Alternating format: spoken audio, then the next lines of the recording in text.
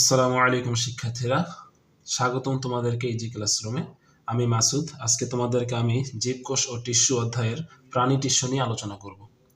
আচ্ছা, আমরা প্রথমেই বলতেছি প্রাণী টিস্যু, উদ্ভিদ টিস্যু, এই সকল কথাবার্তা।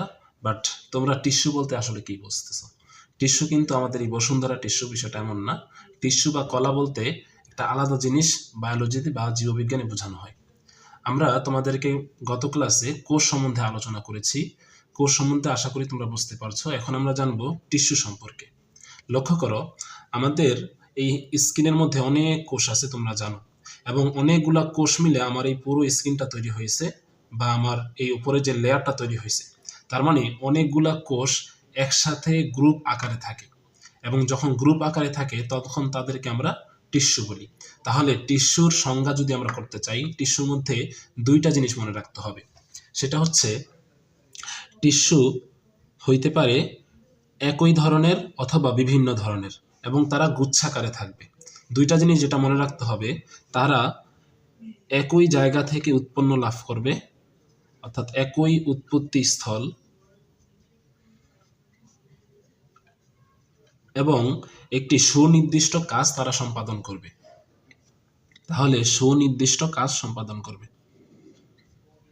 সুনির্দিষ্ট কাজ বলতে, যেমন আমাদের কার্ডিয়াক যে টিস্যু আছে, এই কার্ডিয়াক টিস্যু আমাদের হার্টের পাম্পিং কাজ নিয়ন্ত্রণ করে, অর্থাৎ রক্ত সঞ্চালন করে। এরকম একটি সুনির্দিষ্ট কাজ তারা সম্পাদন করবে। তাহলে আমরা দুইটা জিনিস পাইলাম, একটা হচ্ছে একই উৎপত্তি স্থল এবং সুনির্দিষ্ট কাজ। তাহলে আমরা এখন কিন্তু খুব সহজেই একটা ডেফিনেশন বানাইতে পারি। সেটা হচ্ছে, একাধিক বা একগুচ্ছ টিস্যু যারা দেখতে একই রকম অথবা বিভিন্ন রকম, একই উৎপত্তি স্থল থেকে উৎপন্ন লাভ করেছে এবং সুনির্দিষ্ট কাজ করে, তাদেরকে টিস্যু বলে। তাহলে এভাবে কিন্তু তোমরা টিস্যু এবং কলার ডেফিনেশন নিজেই বানাইতে পারো। আচ্ছা, আজকে আমরা দেখব প্রাণী টিস্যু নিয়ে। উদ্ভিদ টিস্যু এর পরের ক্লাসে আমরা আলোচনা করব। আজকে আমরা আলোচনা করব প্রাণী টিস্যু নিয়ে। তাহলে আমাদের মানবদেহ যেহেতু একটি প্রাণী, তাহলে আমাদের মানবদেহে নিয়ে চলো আলোচনা করা যাক। লক্ষ্য করো, আমার এই হাতের মধ্যে প্রথমে স্কিন রয়েছে বা চামড়া রয়েছে। এখানে কিন্তু তোমরা এক ধরনের টিস্যু পাবা বা এক ধরনের কোষ পাবা, এবং আমি যখন স্কিনটাকে কাটবো, তার নিচে পাবো আমরা হচ্ছে মাসেল বা পেশি, এবং পেশির মাঝে মাঝে থাকবে হচ্ছে বিভিন্ন ধরনের নালিকা, যে নালিকা দিয়ে রক্ত চলাচল করে, তোমরা জানো, এবং এই রক্ত কিন্তু আরেক ধরনের টিস্যু দিয়ে তৈরি। এছাড়া আমি এখানে যদি আমি পিঞ্চ করি হাতের মধ্যে, তাহলে কিন্তু আমি ব্যথা পাচ্ছি। তার মানে এখানে আরেক ধরনের কোষ বা টিস্যু রয়েছে, যার নাম হচ্ছে স্নায়ু, বা সংক্ষেপে যদি বলি তাহলে হচ্ছে নিউরন। আচ্ছা, এরপর আমরা যদি পেশিকেও সরিয়ে ফেলি, তার পেশির পরে আমরা আরেক ধরনের টিস্যু পাবো, যার নাম হচ্ছে অস্থি বা বোনস, তোমরা জানো। তাহলে মোটামুটি আমরা আমাদের প্রাণীদেহে 4 ধরনের টিস্যু পাবো। একটি হচ্ছে আবরণী টিস্যু, যাদের কাজ হচ্ছে আমাদের পুরো বডি বা দেহকে আবৃত করা বা কাভারিং করা। তারপরে হচ্ছে যোজক টিস্যু, যাদের মেইন কাজ হচ্ছে আমাদের দেহে বিভিন্ন জিনিস সঞ্চালন করা, পরিবহন করা এবং দৃঢ়তা প্রদান করা। এটা তোমাদেরকে আমি আলোচনা করব। এরপরে আমরা জানবো হচ্ছে পেশি টিস্যু, যেটা কিনা আমাদের মানবদেহের কাজ করতে খুব সহায়তা করে। এরপর আমরা জানবো স্নায়ু টিস্যু, যা কিনা আমাদের মানবদেহে বা প্রাণী দেহে উদ্দীপনা বহন করে, বিভিন্ন কাজ করার জন্য সে অর্ডার দিয়ে থাকে। তাহলে প্রাণী টিস্যুকে আমরা মোটা দাগে 4 ভাগে ভাগ করতে পারি। তাহলে লক্ষ্য করো শিক্ষার্থীরা, আমরা প্রাণী টিস্যুকে মোটা দাগে 4 ভাগে ভাগ করতে পারি। সেটা হচ্ছে আবরণী টিস্যু, যোজক টিস্যু, পেশি টিস্যু এবং স্নায়ু টিস্যু। এখন আমরা জেনে নিব আবরণী টিস্যু সম্পর্কে। চলো আবরণী টিস্যু সম্পর্কে আমরা বিস্তারিত জেনে নিই। আবরণী টিস্যু বুঝতে হলে আমাদেরকে 2টি শব্দ খুব ভালো করে বুঝতে হবে। একটি হচ্ছে মাতৃকা, যেটাকে ইংলিশে বলা হয় ম্যাট্রিক্স, আরেকটি হচ্ছে ভিত্তি পর্দা বা বেজমেন্ট মেমব্রেন। তাহলে আমি তোমাদেরকে বললাম, আবরণী টিস্যু বুঝতে হলে 2টা শব্দ খুব ভালো করে বুঝতে হবে। একটি হচ্ছে মাতৃকা, আরেকটি হচ্ছে ভিত্তি পর্দা। আমরা যদি একটি আবরণী টিস্যুর ফিগার এরকম আঁকাই, তাহলে কিন্তু আমরা মোটামুটি দেখতে পাবো, প্রথমে যেখানে জেলির মতো যেই জিনিসগুলো থাকবে তার নাম কিন্তু মাতৃকা। অর্থাৎ একটা টিস্যুর মধ্যে মোটা যা কিছু থাকে, যেখানে সবকিছু থাকে, সেটার নাম হচ্ছে মূলত মাতৃকা। এবং মাতৃকার মধ্যেই বিভিন্নভাবে ভিত্তি পর্দা থাকে, এবং এই ভিত্তিপদ্মার উপরে কোষগুলো বিস্তৃত থাকে। অনেকটা এইভাবে বলা যায়, ভিত্তিপদ্মা হচ্ছে একটি পর্দার মতো। ধরো আমার হাতটা, এই হাতের মধ্যে আমার এই মার্কারের ক্যাপটা যেরকম বসানো থাকে, এরকম হাতটা হচ্ছে একটি ভিত্তিপদ্মা বা বেজমেন্ট মেমব্রেন, এবং এই মার্কারের ক্যাপটি হচ্ছে বিভিন্ন ধরনের কোষ। তাহলে আমরা বলতেছি যে আবরণী টিস্যুর মেন কথা হচ্ছে এখানে একটি ভিত্তিপর্দা থাকবে, যে ভিত্তিপর্দার উপরে কোষগুলো এরকম ভাবে সাজানো থাকবে। এখন লক্ষ্য করো, এই ভিত্তিপর্দা উপরে কোষগুলো কি একটি লেয়ারে থাকবে, অর্থাৎ একটি করে কোষ থাকবে? ধরো এটা হচ্ছে ভিত্তিপর্দা এবং এই লাইনে একটি একটি করে কোষ রয়েছে, এইভাবে কি থাকবে? নাকি এই লাইনের উপরে একটি কোষ, তারপরে আবার আরেকটি কোষ, তারপরে আবার আরেকটি কোষ, এরকম ভাবে 2-3 লেয়ারে থাকবে। এর উপর ভিত্তি করে আমরা আবরণী টিস্যুকে মোটা দাগে 3 ভাগে ভাগ করতে পারি। একটি হচ্ছে সাধারণ আবরণী টিস্যু, আরেকটি হচ্ছে স্ট্র্যাটিফাইড আবরণী টিস্যু, এবং আরেকটি হচ্ছে সিওডো স্ট্র্যাটিফাইড আবরণী টিস্যু। তাহলে লক্ষ্য করো শিক্ষার্থীরা, বেজমেন্ট মেমব্রেনে কোষের সংখ্যার উপর ভিত্তি করে, অর্থাৎ একটি লেয়ারে আছে বা নাকি মাল্টিপল বা একাধিক লেয়ারে কোষগুলো রয়েছে, তার উপর ভিত্তি করে আমরা আবরণী টিস্যুকে 3 ভাগে ভাগ করতে পারি। একটি হচ্ছে সাধারণ আবরণী টিস্যু, আরেকটি হচ্ছে স্ট্র্যাটিফাইড আবরণী টিস্যু, আরেকটি হচ্ছে সিওডো স্ট্র্যাটিফাইড আবরণী টিস্যু। সাধারণ আবরণী টিস্যু মানে হচ্ছে বেজমেন্ট মেমব্রেনের মধ্যে একটি লেয়ার করে কোষ থাকবে, অর্থাৎ এই লাইনে যদি আমরা বলি এখানে একটি একটি করে কোষ থাকবে, তাহলে এটাকে আমরা বলবো সাধারণ আবরণী টিস্যু। আর স্ট্র্যাটিফাইড আবরণী টিস্যু মানে হচ্ছে এখানে একটি লেয়ারে একাধিক লেয়ার, একটি লাইনের মধ্যে একাধিক লেয়ারে কোষগুলো বিদ্যমান থাকবে, এদেরকে বলবো আমরা স্ট্র্যাটিফাইড আবরণী টিস্যু। আরেকটি মজার বিষয় হচ্ছে সিওডো স্ট্র্যাটিফাইড আবরণী টিস্যু। ধরো এইটা হচ্ছে বেজমেন্ট মেমব্রেন, এই বেজমেন্ট মেমব্রেনের মধ্যে এই সিওডো স্ট্র্যাটিফাইড, সিওডো শব্দটা ভালো করে লক্ষ্য করো, সিওডো স্ট্র্যাটিফাইড, সিওডো মানে হচ্ছে মিথ্যা, তাহলে বলতেছে যে মিথ্যা স্ট্র্যাটিফাইড, স্ট্র্যাটিফাইড কিন্তু সেটা মিথ্যা, তাহলে সেটা আমরা কিভাবে বলতে পারি? বিষয়টা হচ্ছে অনেকটা এরকম, যদি এটা একটা বেজমেন্ট মেমব্রেন বা এটা যদি ভিত্তিপর্দা হয়ে থাকে, এখানে একটা কোষ থাকবে এতখানি, আরেকটা কোষ থাকবে একটু, আরেকটা কোষ থাকবে মনে করো বড়, আরেকটা কোষ থাকবে মনে করো এতটুকু, আরেকটা কোষ থাকবে এরকম। তাহলে কোষের নিউক্লিয়াস গুলো যদি আমরা মধ্য বরাবর দেই, তাহলে দেখবা কোষের নিউক্লিয়াস গুলো বিক্ষিপ্ত ভাবে, অর্থাৎ উঁচা নিচা ভাবে এরকম ছড়ানো আছে। দূর থেকে এটাকে মনে হয় অনেকটা বিভিন্ন লেয়ারে সাজানো, তাই এটা যদিও বিভিন্ন লেয়ারে সাজানো নয়, অর্থাৎ একটি লেয়ারেই দেখো, একটি প্রত্যেক এই লাইনের মধ্যে একটি করে কোষই রয়েছে, তাই যদিও এটাকে বিভিন্ন লেয়ারে মনে হয়, বাট এটা বিভিন্ন লেয়ারে নয়, একটি লেয়ারেই একটি একটি করে কোষ রয়েছে এখানে, তাই এটাকে বলা হয় মিথ্যা স্ট্র্যাটিফাইড বা সিওডো স্ট্র্যাটিফাইড। এখন আমরা জানবো যে সাধারণ আবরণী টিস্যু কোথায় থাকতে পারে, স্ট্র্যাটিফাইড আবরণী টিস্যু কোথায় থাকতে পারে, এবং সিওডো স্ট্র্যাটিফাইড আবরণী টিস্যু কোথায় থাকতে পারে। সাধারণ আবরণী টিস্যু, এই এক্সাম্পলগুলো খুব তোমাদের ইম্পর্টেন্ট। সাধারণ আবরণী টিস্যু থাকে হচ্ছে কিডনির বা বৃক্কের বোমেন্স ক্যাপসিউলে। সাধারণ আবরণী টিস্যু বৃক্কের বোমেন্স ক্যাপসুলে থাকার মানে হচ্ছে সাধারণ আবরণী টিস্যু বিভিন্ন ছাঁকনির মতো কাজ করে। তোমরা জানো বৃক্কের বোমেন্স ক্যাপসুলের মধ্যে একটি ছাঁকনির মতো কাজ হয়ে থাকে। এখন আমরা জানবো স্ট্র্যাটিফাইড আবরণী টিস্যু। স্ট্র্যাটিফাইড আবরণী টিস্যু সাধারণত আমাদের ত্বক বা স্কিনের মধ্যে থাকে, এছাড়া এটা আমাদের ইসোফেগাস বা অন্ননালীতে থাকতে পারে। এছাড়া আসি সিওডো স্ট্র্যাটিফাইড আবরণী টিস্যু, এটা সাধারণত ট্রাকিয়ার মধ্যে থাকতে পারে। এখন চলো একটা কথা জেনে নেই, তোমাদের বইয়ে লেখা আছে যে ট্রানজিশনাল আবরণী টিস্যু, এটা মূলত কি? সিওডো স্ট্র্যাটিফাইড আবরণী টিস্যু সাধারণত আমাদের ত্বকে থাকে, এছাড়া আমাদের অন্ননালীতে থাকে, এছাড়া আমাদের যে ইউরিনারি ট্র্যাক্ট রয়েছে সেখানেও কিন্তু বিদ্যমান থাকে। অর্থাৎ আমি তোমাদেরকে বলতেছি মূত্রথলির কথা বা ইউরিনারি ব্লাডার কথা। তোমরা জানো যতক্ষণ পর্যন্ত তোমরা ইউরিন চেপে রাখো, অর্থাৎ প্রস্রাব চেপে রাখো, তখন কিন্তু ইউরিন সেখানে বা প্রস্রাব সেখানে জমা হতে থাকে। অর্থাৎ একটা মূত্রথলি যদি এতটুকু হয়, সেটা কিন্তু আস্তে আস্তে মূত্র ধারণ করতে করতে এটা কিন্তু এরকম বড় হয়ে যেতে পারে। এটার কারণ কি? এটার কারণ হচ্ছে মূত্রথলির ওয়ালে যেই সকল আবরণী টিস্যুগুলো থাকে তার নাম হচ্ছে স্ট্র্যাটিফাইড আবরণী টিস্যু। এবং এই স্ট্র্যাটিফাইড আবরণী টিস্যুর একটি বড় বৈশিষ্ট্য হচ্ছে এই স্ট্র্যাটিফাইড আবরণী টিস্যুগুলার সেলগুলা বিভিন্ন লেয়ারে থাকে, তোমরা জানো। এবং এদের একটা বড় বৈশিষ্ট্য হচ্ছে এরা সংকোচন প্রসারণ হতে পারে, অর্থাৎ যখন মূত্র দিয়ে আমাদের মূত্রথলি ভরে যায় তখন এটা আস্তে আস্তে এরকম ছাতার মতো হয়ে যেতে পারে, যখন এটা অনেকটা তখন এরকম থেকে এরকম হয়ে যায়, অর্থাৎ আমব্রেলার মতো হয়ে যায়, তখন কিন্তু এদেরকে এই মনে করো যে 7-8 লেয়ারের থেকে 5 থেকে 6 লেয়ারের মতো বা 4 থেকে 5 লেয়ারের মতো দেখা যায়। তাহলে লক্ষ্য করতে পারছ যে এখানে কোষগুলোর একটি ট্রানজিশন হয়েছে বা পরিবর্তন হয়েছে। এই জন্য মূত্রথলির ওয়ালে যেই সকল স্ট্রাটিফাইড এপিথেলিয়াম বা স্ট্রাটিফাইড আবরণী টিস্যু থাকে তাকে আরেকটা নাম দেওয়া হয়েছে, তার নাম হচ্ছে ট্রানজিশনাল এপিথেলিয়াম বা ট্রানজিশনাল আবরণী টিস্যু। চলো এখন আমরা জেনে নেই সাধারণ আবরণী টিস্যু, স্ট্রাটিফাইড আবরণী টিস্যু এবং সিউডো স্ট্রাটিফাইড আবরণী টিস্যুর ভিতরে আরো কি কি আবরণী টিস্যু রয়েছে। লক্ষ্য করো, সাধারণ আবরণী টিস্যু, স্ট্রাটিফাইড আবরণী টিস্যুর মধ্যে যেই সকল সেলগুলা থাকে সেই সেলগুলা কিন্তু এক এক রকম দেখতে, এবং এই দেখার উপর বা ভিত্তি করে এদেরকে আবার 3 ভাগে ভাগ করা যায়। একটি হচ্ছে স্কোয়ামাস আবরণী টিস্যু, তারপরে আছে কিউবয়েডাল আবরণী টিস্যু এবং কলামনার আবরণী টিস্যু।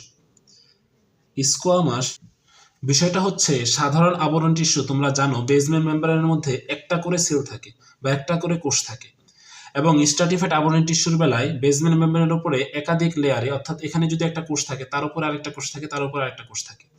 এখন এই কোষগুলা দেখতে এক এক ধরনের হতে পারে, যেমন ধরো স্কোয়ামাস বা মাছের যে আইস থাকে সেটার মতো হতে পারে। কিউবয়েডাল মানে হচ্ছে ষড়ভুজাকার হতে পারে, যাদের দৈর্ঘ্য প্রস্থ সমান থাকবে, অনেকটা এইরকম বলতে পারো। এবং স্কোয়ামাস আবরণী টিস্যু অনেকটা এইরকম বলতে পারো, অর্থাৎ এইরকম চ্যাপ্টা থাকবে বা মাছের আইসের মতো থাকবে। এবং কলামনার আবরণী টিস্যু অনেকটা এইরকম হতে পারে, অর্থাৎ অনেকটা কলামের মতো দেখতে। তাহলে সাধারণ আবরণী টিস্যুর মধ্যেও কিন্তু এরকম সাধারণ স্কোয়ামাস আবরণী টিস্যু রয়েছে, সাধারণ কিউবয়েডাল আবরণী টিস্যু রয়েছে এবং সাধারণ কলামনার আবরণী টিস্যু রয়েছে। একইভাবে স্ট্রাটিফাইড আবরণী টিস্যুর মধ্যে স্ট্রাটিফাইড স্কোয়ামাস রয়েছে, স্ট্রাটিফাইড কলামনার রয়েছে এবং স্ট্রাটিফাইড কিউবয়েডাল আবরণী টিস্যু রয়েছে। তাহলে আমরা যদি একটি সাধারণ স্কোয়ামাস আবরণী টিস্যু আঁকতে চাই, অনেকটা দেখতে এইরকম হবে। অর্থাৎ যদি আমরা এটাকে বেজমেন্ট মেমব্রেন ধরি এবং সাধারণ আবরণী টিস্যু, আমরা যদি এটাকে বেজমেন্ট মেমব্রেন হিসেবে চিন্তা করি, এটা যদি বেজমেন্ট মেমব্রেন হিসেবে চিন্তা করি, তাহলে এইরকম ভাবে সাধারণ স্কোয়ামাস আবরণী টিস্যুগুলো থাকবে। এবং সাধারণ কিউবয়েডাল আবরণী টিস্যু যদি তোমরা চিন্তা করো, এটাকে যদি আমরা বেজমেন্ট মেমব্রেন ধরি, তাহলে স্কোয়ামাস, এটা ছিল স্কোয়ামাস আবরণী টিস্যু, এবং কলামনার আবরণী টিস্যুগুলো এরকম কলামের মতো এখানে থাকবে।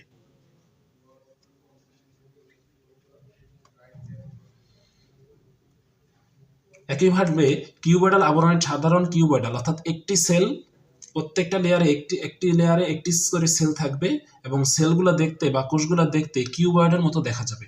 তোমাদের বইয়ে ছবি আছে, সেই ছবিগুলো তোমরা দেখলে খুব ভালো করেই বুঝতে পারবা। এখন আসি স্ট্রাটিফাইড আবরণী টিস্যু কিরকম থাকবে। স্ট্রাটিফাইড আবরণী টিস্যুগুলা শুধুমাত্র এখানে আরেকটি লেয়ার বা 2টি লেয়ার বা 3টে লেয়ারে করে কোষ থাকবে। এটাই হচ্ছে সাধারণ আবরণী টিস্যু এবং স্ট্রাটিফাইড আবরণী টিস্যুর মধ্যে পার্থক্য।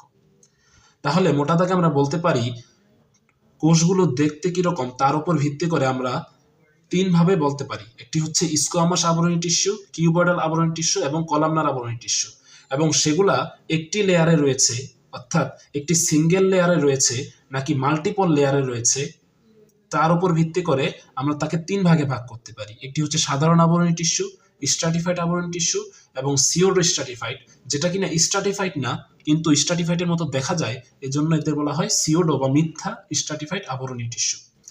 এখন আমরা চলো জেনে নিব যে এদের কাজ কি, অর্থাৎ এই আবরণী টিস্যুর কাজ কি। এই আবরণী টিস্যুর কাজের উপর ভিত্তি করে এদেরকে আবার আমরা 5 ভাগে ভাগ করতে পারবো। কিছু কিছু টিস্যু যেই কোষ রয়েছে সেই কোষের মধ্যে আমরা দেখতে পাবো এরকম সিলিয়া রয়েছে, তাই এদেরকে বলা হয় সিলিয়া যুক্ত আবরণী টিস্যু। আবার কিছু কিছু কোষের মধ্যে তোমরা দেখতে পাবা এরকম ফ্লাজেলা রয়েছে, যাদেরকে আমরা বলবো ফ্লাজেলা যুক্ত আবরণী টিস্যু। আবার কিছু কিছু টিস্যুর কোষের মধ্যে আমরা দেখতে পাবো ঘনপথ থাকে, যাদেরকে আমরা বলি ঘনপথ যুক্ত আবরণী টিস্যু। এবং জনন অঙ্গের মধ্যে, পুরুষ এবং স্ত্রী জনন অঙ্গের মধ্যে একটা বিশেষ ধরনের আবরণী টিস্যু থাকে, যাকে বলা হয় জনন মাতৃকোষ, যাকে বলা হয় জনন অঙ্গের আবরণী টিস্যু, এবং এই জনন অঙ্গের আবরণী টিস্যু থেকে তোমাদেরকে আমরা প্রিভিয়াস ক্লাসে বলেছিলাম এখান থেকে শুক্রাণু বা ডিম্বাণু উৎপন্ন হতে পারে। আরেকটি বিশেষ ধরনের আবরণী টিস্যু রয়েছে, তাকে বলা হয় গ্রন্থি আবরণী টিস্যু। এই টিস্যুর মেইন ফাংশন বা কাজ হচ্ছে রস নিঃসরণ করা, যেগুলো থাকে বিভিন্ন গ্রন্থির মধ্যে। তোমরা জানো আমাদের দেহে সবচেয়ে বড় গ্রন্থি হচ্ছে যকৃত। এছাড়া আমাদের দেহে আরো অনেক গ্রন্থি রয়েছে, যেমন ধরো লালা গ্রন্থি, যেটা কিনা আমাদের মুখের চারপাশে থাকে। এছাড়া তোমরা জানো যে পাকস্থলীর গাত্রে বা ওয়ালের মধ্যে এক ধরনের গ্রন্থি থাকে যার নাম হচ্ছে গ্যাস্ট্রিক গ্রন্থি। অর্থাৎ এই গ্রন্থির কাজ হচ্ছে বিভিন্ন ধরনের সিক্রেশন বা রস নিঃসৃত করা। যেমন আমাদের লালা গ্রন্থির কাজ হচ্ছে লালা নিঃসৃত করা, গ্যাস্ট্রিক গ্রন্থির কাজ হচ্ছে গ্যাস্ট্রিক রস নিঃসৃত করা। এইভাবে বিভিন্ন গ্রন্থি মধ্যে যেই সকল সেলগুলো থাকে তাকে বলা হয় গ্রন্থি সেল বা গ্রন্থি কোষ, যা মিলে তৈরি হয় গ্রন্থি আবরণী টিস্যু। যেমন আমাদের গ্রন্থি আবরণী টিস্যুর মধ্যে অনেকগুলা রয়েছে, যেমন লালা গ্রন্থি, যকৃত, গ্যাস্ট্রিক গ্রন্থি, আন্ত্রিক গ্রন্থি ইত্যাদি। এখন আমরা চলো জানবো যোজক টিস্যু সম্পর্কে। প্রাণীদেহে আমরা 3 ধরনের যোজক টিস্যু দেখতে পাবো। একটি হচ্ছে ফাইব্রাস যোজক টিস্যু, আরেকটি হচ্ছে স্কেলিটাল যোজক টিস্যু এবং তরল যোজক টিস্যু। তাহলে দেখতে পাচ্ছ শিক্ষার্থীরা, যোজক টিস্যুকে আমরা 3 ভাগে ভাগ করতে পারি। একটি হচ্ছে ফাইব্রাস যোজক টিস্যু, আরেকটি হচ্ছে স্কেলিটাল যোজক টিস্যু এবং তরল যোজক টিস্যু। ফাইব্রাস যোজক টিস্যু দিয়ে তৈরি হয় টেন্ডন, লিগামেন্ট ইত্যাদি। এবং স্কেলিটাল যোজক টিস্যুর উদাহরণ তোমরা সবাই জানো যে বোনস এবং কার্টিলেজ, যাকে আমরা বাংলায় বলি অস্থি এবং কোমলাস্থি। এছাড়া তরল যোজক টিস্যুর উদাহরণ আমরা তোমাকে প্রথমেই দিয়েছি, যেমন রক্ত। রক্ত হচ্ছে একটি তরল যোজক টিস্যু। এছাড়া তরল যোজক টিস্যু আরেকটি রয়েছে যার নাম হচ্ছে লসিকা। তাহলে তরল যোজক টিস্যুর মধ্যে আমরা পাবো হচ্ছে রক্ত এবং পাবো আমরা হচ্ছে লসিকা। এবং স্কেলিটাল যোজক টিস্যু আমাদের দেহে রয়েছে অস্থি এবং কোমলাস্থি, যাকে আমরা বোনস এবং কার্টিলেজ বলে থাকি। এবং ফাইব্রাস যোজক টিস্যুর মধ্যে আমাদের রয়েছে টেন্ডন, লিগামেন্টস ইত্যাদি। তাহলে ফাইব্রাস যোজক টিস্যু প্রথমে আমরা জেনে নিব স্কেলিটাল যোজক টিস্যু মূলত কি। আমরা জানি আমাদের মানবদেহে অনেকগুলো অস্থি রয়েছে যেগুলো আমাদেরকে দৃঢ়তা প্রদান করে, এবং এই অস্থির মধ্যে ক্যালসিয়াম জমা থাকে, যেটাই মূলত এদের দৃঢ়তা প্রদান করতে সাহায্য করে, তোমরা জানো। এছাড়া কোমলাস্থি আমাদের নাকের মধ্যে এবং কানের পিনার মধ্যে কিন্তু দেখা যায়, যেগুলো ধরতে একটু নরম লাগে, সেগুলাই কিন্তু কোমলাস্থি। কোমলাস্থি কিন্তু আরো অনেক জায়গায় রয়েছে, যেমন ধরো বিভিন্ন সন্ধি বা জয়েন্টের মধ্যে রয়েছে। আর অস্থি তো আমাদের সারা দেহে আছে, সেটা তোমরা সকলেই জানো। তাহলে আমরা জানলাম স্কেলিটাল যোজক টিস্যু। স্কেলিটাল যোজক টিস্যুর একটি বড় ফাংশন হচ্ছে এরা বিভিন্ন ব্লাড সেল বা রক্ত কণিকা তৈরি করে, এটা আমাদের একটু মনে রাখতে হবে। এছাড়া তরল যোজক টিস্যু, যেগুলা আমাদের বিভিন্ন নালিকার মধ্যে থাকে, অর্থাৎ আমাদের যে রক্ত নালিকা রয়েছে, তোমরা জানো যে আর্টারি বা ধমনী, শিরা ইত্যাদি। এবং কৈশিক জালিকার মধ্যেও কিন্তু রক্ত থাকে। এবং লসিকা বলতে একটি শব্দ তোমাদেরকে আমি বলেছি, লসিকা সম্পর্কে আমরা আরেকদিন এবং রক্ত সম্পর্কে আমরা আরেকদিন আলোচনা করব। আমরা জানবো ফাইব্রাস যোজক টিস্যুতে রয়েছে টেন্ডন এবং লিগামেন্ট। যোজক টিস্যুতে আমরা বলতেছি টেন্ডন আছে এবং লিগামেন্ট রয়েছে। চলো আমরা টেন্ডনটা একটু জেনে নিই। দেখতে পাচ্ছ এখানে আমার পেশি রয়েছে, এবং এই পেশি কিন্তু আমাদের এখানে যে বোনস রয়েছে বা অস্থি রয়েছে তার সাথে লাগানো থাকে। অর্থাৎ একটা বোনসের সাথে, এটা যদি একটা বোনস হয়ে থাকে, এখানে যদি একটি মাসেল আসে, এই মাসেলটা কিন্তু এই বোনসের মাথায় একটা জিনিস দিয়ে লাগানো থাকে যার নাম হচ্ছে টেন্ডন।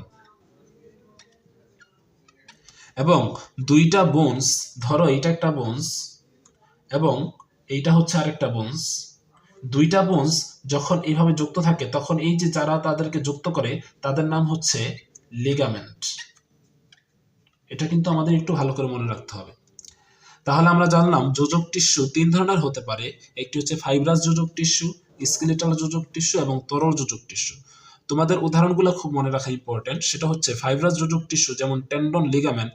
টেন্ডন হচ্ছে আমাদের বোনসের সাথে পেশিকে সংযুক্ত করে, এবং লিগামেন্ট হচ্ছে একটি বোনসের সাথে আরেকটি বোনসকে সংযুক্ত করে বিভিন্ন জয়েন্ট বা সন্ধির মাধ্যমে। স্কেলিটাল যোজক টিস্যু, স্কেলিটাল শব্দ শুনেই শুনতেছ অনেকটা শক্ত শক্ত ভাব। তাহলে সেগুলা থাকবে অস্থি বা বোনস এবং কোমলাস্থি বা কার্টিলেজ। এবং আমাদের আরেকটি যোজক টিস্যু রয়েছে যার নাম হচ্ছে তরল যোজক টিস্যু। তরল বলতে আমরা আমাদের শরীরে কি কি দেখতে পাও? রক্ত, লসিকা ইত্যাদি। তাহলে তরল যোজক টিস্যুর উদাহরণ হবে রক্ত এবং লসিকা। আমরা রক্ত এবং লসিকা নিয়ে আরেকদিন আলোচনা করব। চলো এখন আমরা জেনে নেই পেশি টিস্যু সম্পর্কে।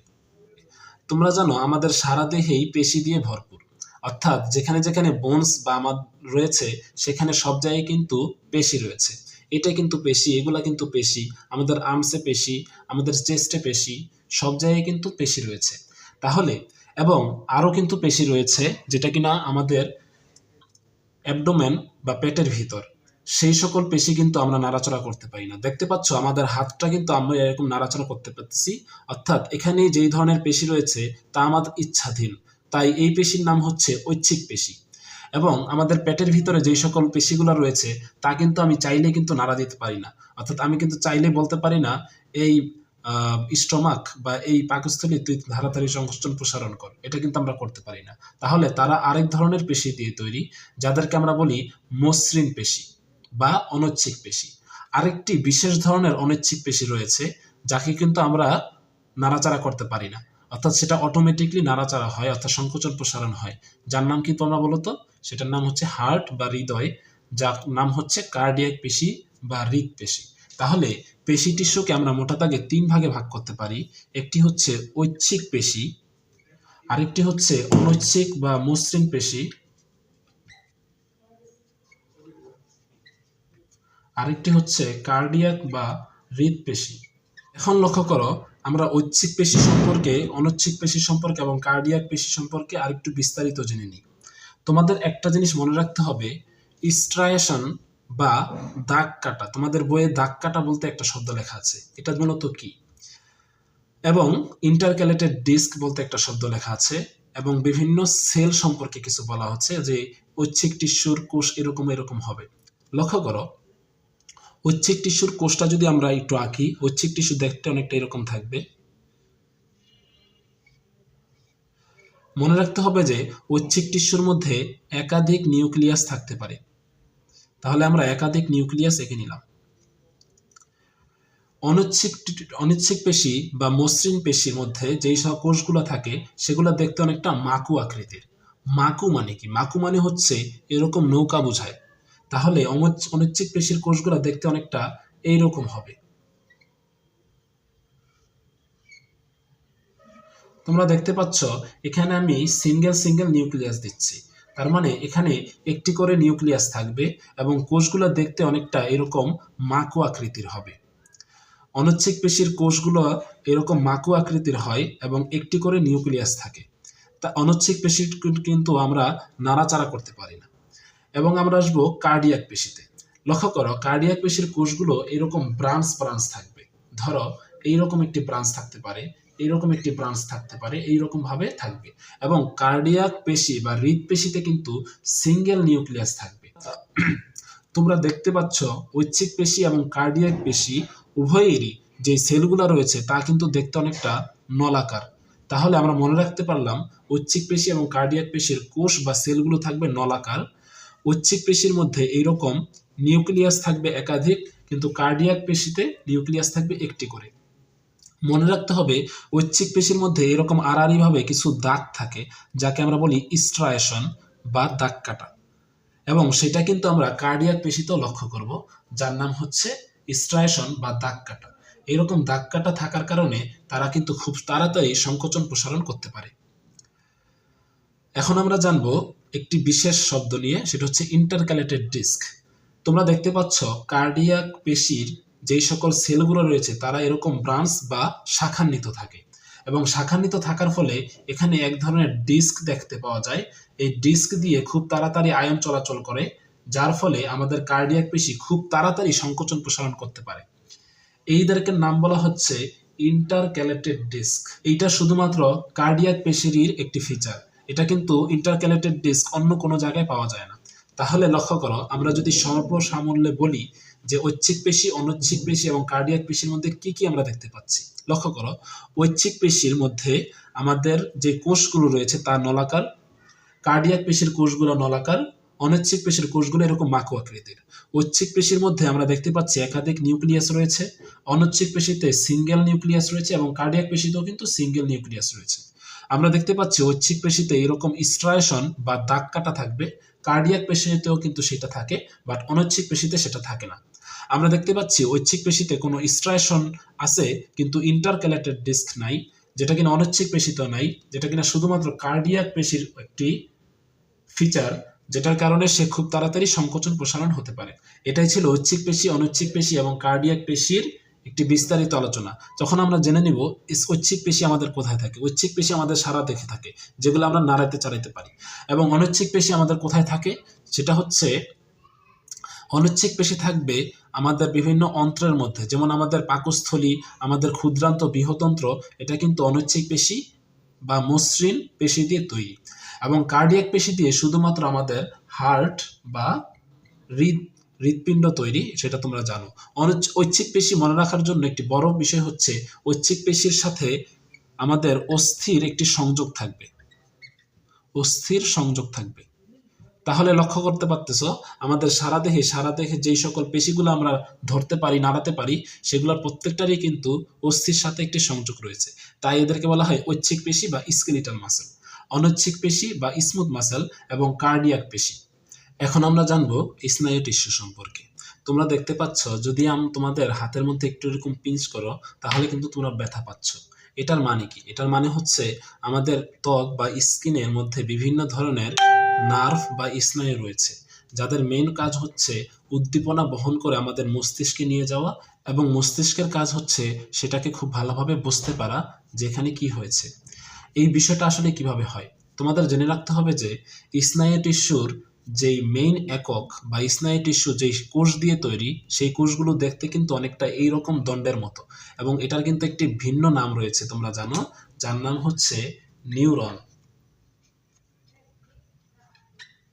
নিউরন বা স্নায়ু। এই নিউরন বা স্নায়ুর কিন্তু দুইটা অংশ রয়েছে, একটি হচ্ছে কোষ দেহ, আরেকটি হচ্ছে প্রলম্বিত অংশ। প্রলম্বিত অংশের মধ্যে রয়েছে আমাদের ডেনড্রন এবং এক্সন। লক্ষ্য করো এতটুকুর নাম হচ্ছে কোষ দেহ, এবং কোষ দেহের মধ্যে থাকে আমরা জানি প্রোটোপ্লাজম। প্রোটোপ্লাজমের মধ্যে নিউক্লিয়াস থাকে এবং এখানে মাইটোকন্ড্রিয়া, এন্ডোপ্লাজমিক রেটিকুলাম, রাইবোজোম সবই থাকে। তবে একটা জিনিস থাকে না শিক্ষার্থীরা, তার নাম হচ্ছে সেন্ট্রিওল। তোমরা জানো যে সেন্ট্রিওলের কাজ হচ্ছে কোষ বিভাজনে সহায়তা করা। যেহেতু স্নায়ু বা নিউরনের মধ্যে কোনো ধরনের সেন্ট্রোসোম বা সেন্ট্রিওল নেই, তাই স্নায়ু বা নিউরন কিন্তু কোষ বিভাজন করতে পারে না। তাহলে আমাদের জন্ম থেকে যে কয়টি নিউরন বা স্নায়ু থাকে তাই কিন্তু সারা জীবন থেকে যায়, অর্থাৎ তারা কিন্তু আবার নতুন করে কোষ বিভাজন করে নিউরনের সংখ্যা বাড়াতে পারে না। চলো এখন আমরা জেনে নিব যে এই কোষ দেহের বাইরে কি রয়েছে। কোষ দেহের বাইরে তোমরা এরকম শাখা দেখতে পাচ্ছ, যার নাম হচ্ছে ডেনড্রন, এবং এই ডেনড্রনের মধ্যে অনেকগুলা শাখা দেখতে পাচ্ছ তোমরা, তার নাম হচ্ছে ডেনড্রাইট। তাহলে আমরা সহজে মনে রাখতে পারি কোষ দেহের বাইরে যেটা রয়েছে তার নাম হচ্ছে ডেনড্রন, এবং ডেনড্রনের শাখা যারা তাদের নাম হচ্ছে ডেনড্রাইট। কোষ দেহ থেকে নিচের দিকে একটা লম্বা অংশ নেমে গেছে তোমরা দেখতে পাচ্ছ, এর নাম হচ্ছে এক্সন। চলো এখন আমরা জেনে নিব যে এই নিউরন কিভাবে উদ্দীপনা বহন করে। লক্ষ্য করো শিক্ষার্থীরা, আমি এখানে দুইটা নিউরন এঁকেছি। এটা একটা নিউরন বা স্নায়ু, এটা হচ্ছে আরেকটি নিউরন বা স্নায়ু। তোমরা দেখতে পাচ্ছ এই নিউরনের এক্সনের যে শেষ প্রান্তটি আরেকটি নিউরনের যে ডেনড্রাইট তার সাথে সংযুক্ত রয়েছে। এভাবেই মূলত একটি নিউরনের সাথে আরেকটি নিউরন যুক্ত হতে হতে হতে একদম মস্তিষ্ক পর্যন্ত বিস্তৃত। যখনই এই নিউরনটা ধরো আমার এখানে আছে, যখনই আমি এখানে চিমটি দেই বা পিঞ্চ করি, তখনই কিন্তু এই নিউরন থেকে খুব তাড়াতাড়ি সেই উদ্দীপনাটা এই নিউরনে চলে যায় এবং এভাবে আস্তে আস্তে আমাদের মস্তিষ্কে চলে যায়। লক্ষ্য করো দুইটা নিউরনের মধ্যে এই যে একটা সংযোগ, যেমন কিনা আমাদের দুইটা বোনসের মধ্যে এরকম সংযোগ থাকে, সেই সংযোগটাকে বলা হয় হচ্ছে সিন্যাপস, এবং এই সিন্যাপসের মাধ্যমে কিন্তু উদ্দীপনা বহন করে চলে যায় আমাদের মস্তিষ্কের মধ্যে, এবং মস্তিষ্ক খুব ভালোভাবে সেটাকে পর্যবেক্ষণ করে যে সেখানে কি হয়েছে। এভাবে কিন্তু আমরা তাপ, স্পর্শ, চাপ ইত্যাদি অনুভব করতে পারি। তাহলে আমরা যদি তোমাদেরকে অ্যাজ এ হোল একটা সামারি করতে বলি যে আমরা প্রাণী টিস্যুর মধ্যে কি কি পাই? সেটা হচ্ছে আমরা আবরণী টিস্যু পাই, যোজক টিস্যু পাই, পেশি টিস্যু পাই এবং স্নায়ু টিস্যু পাই। আবরণী টিস্যু কি একটি সিঙ্গেল লেয়ারে থাকবে, নাকি এরকম ডাবল লেয়ারে থাকবে? তার উপর ভিত্তি করে বা ট্রিপল লেয়ার যেরকমই হোক না কেন, তার উপর ভিত্তি করে আমরা আবরণী টিস্যুকে দুই ভাগে ভাগ করতে পারি। একটি হচ্ছে সাধারণ আবরণী টিস্যু, তিন ভাবে ভাগ করতে পারি মূলত। একটি সাধারণ আবরণী টিস্যু, একটা হচ্ছে স্ট্রাটিফাইড আবরণী টিস্যু, আরেকটি আবরণী টিস্যুর লেয়ার এরকম থাকতে পারে ছোট বড় এরকম থাকতে পারে, যাকে দেখতে অনেকটা স্ট্রাটিফাইড মনে হয় কিন্তু স্ট্রাটিফাইড নয়। এজন্য এর নাম আমরা দিয়েছিলাম সিওডো স্ট্রাটিফাইড। এবং আমরা আরো বলেছি যে এই সাধারণ আবরণী টিস্যু, স্ট্রাটিফাইড বা সিওডো স্ট্রাটিফাইড আবরণী টিস্যু যাই হোক না কেন, কোষগুলা দেখতে এক এক রকম হতে পারে। অনেকটা দেখতে এরকম মাছের আইসের মতো হতে পারে, তখন তাদেরকে আমরা বলবো স্কোয়ামাস। যদি এরকম কলামের মতো হতে পারে তখন আমরা বলবো কলামনার আবরণী টিস্যু। যদি এরকম চার কোণাচ্চা হয়ে থাকে বা ষড়ভুজাকার হয়ে থাকে, দৈর্ঘ্যপ্রস্থ সেম থাকে, তখন আমরা তাকে বলবো হচ্ছে কিউবয়েডাল আবরণী টিস্যু। এবং কাজের উপর ভিত্তি করেও দেখবা কিছু কিছু আবরণী টিস্যু এক এক ধরনের কাজ করে। কিছু কিছু আবরণী টিস্যুর কাজ হচ্ছে ক্ষরণ করা বা রস ক্ষরণ করা, যাকে আমরা বলতেছিলাম গ্রন্থি আবরণী টিস্যু, যেটা কিনা আমাদের লালা গ্রন্থি, যকৃত, গ্যাস্ট্রিক গ্রন্থি ইত্যাদিতে পাওয়া যায়। কিছু কিছু আবরণী টিস্যুর কাজ হচ্ছে বিভিন্ন ময়লা আবর্জনা আমাদের দেহে যেতে নিষেধ করা বা বাধা প্রদান করা, তাই তাদের গায়ে এরকম সিলিয়া যুক্ত থাকে, তাই আমরা তাদেরকে বলি সিলিয়া যুক্ত আবরণী টিস্যু। কিছু কিছু আবরণী টিস্যুর কাজ হচ্ছে স্পার্মকে এক জায়গা থেকে আরেক জায়গায় নিয়ে যাওয়া, তাই তাদেরকে আমরা বলি হচ্ছে ফ্লাজেলা যুক্ত আবরণী টিস্যু। এছাড়া জননাঙ্গের আবরণী টিস্যু রয়েছে। তোমরা জানো যোজক ধরনের হতে পারে, একটি হচ্ছে ফাইব্রাস যোজক টিস্যু, তরল যোজক টিস্যু এবং স্কেলিটাল যোজক টিস্যু। ফাইব্রাস যোজক টিস্যুর মধ্যে তোমরা জানো যে টেন্ডন ছিল এবং লিগামেন্ট ছিল, যা কিনা এই টেন্ডনের কাজ হচ্ছে একটি পেশিকে আরেকটি অস্থির সাথে সংযুক্ত করা এবং লিগামেন্টের কাজ হচ্ছে একটি অস্থিকে আরেকটি অস্থির সাথে সংযুক্ত করা। তারপরে আমরা দেখেছিলাম তরল যোজক টিস্যু ছিল, যার উদাহরণ ছিল রক্ত এবং লসিকা। এরপর আমরা জানলাম পেশি টিস্যু তিন ধরনের হতে পারে, ঐচ্ছিক টিস্যু, অনৈচ্ছিক বা মসৃণ টিস্যু, আরেকটি ছিল কার্ডিয়াক বা হৃদ পেশি।